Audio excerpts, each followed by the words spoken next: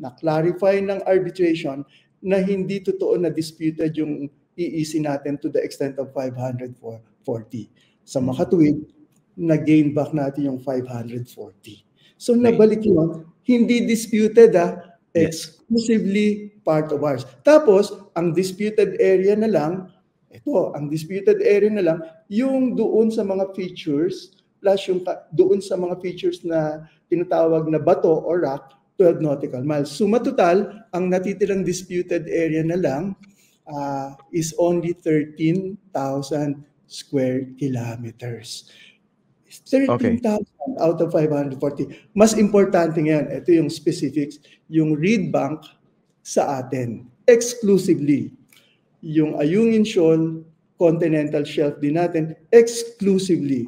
Yung Mischief Reef, exclusive continental shelf din natin.